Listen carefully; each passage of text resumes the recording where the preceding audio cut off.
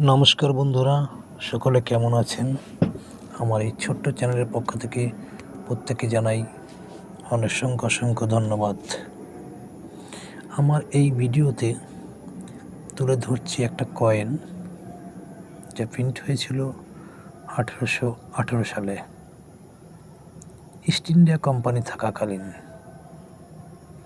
শুধু এই 1818 কয়েন বলেই নয়, এর সঙ্গে ছিল আপনার 1839, 1841।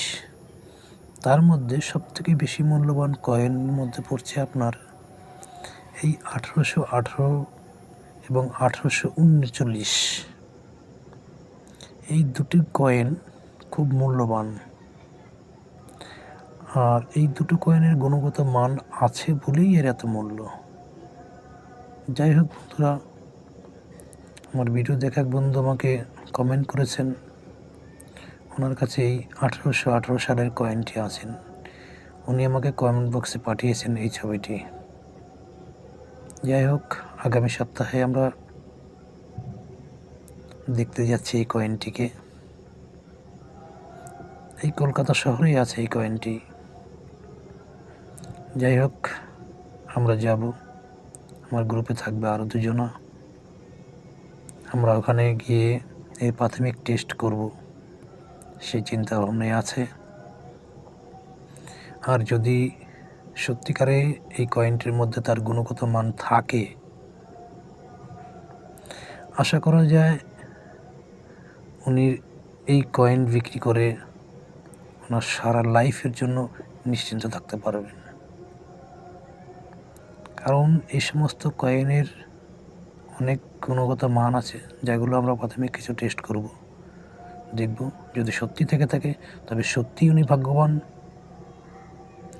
এরকম ভাগ্যবান আপনিও হতে পারেন। দেখুন আপনার কাছে এই টাইপের কোনো কয়েন আছে কি না।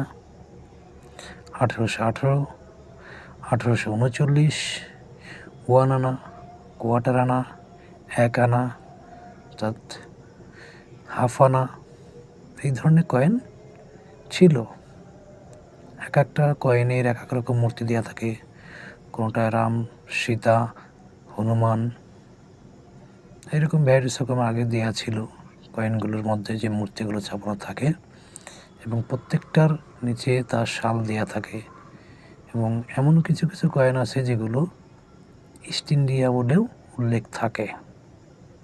তাই বলি বন্ধুরা, আপনাদের কাছেও দেখেন, যদি থাকে আমাকে কমেন্ট করুন এবং কয়েনের ছবি তুলে আমার কমেন্ট বক্সে পাঠিয়ে দিন। আমি অবশ্যই আপনার ওখানে পৌঁছাবো যদি আপনি আমাকে কমেন্ট করেন। আমার চ্যানেলটিকে সাবস্ক্রাইব করে রাখবেন পরবর্তী ভিডিওগুলো পেতে। নমস্কার।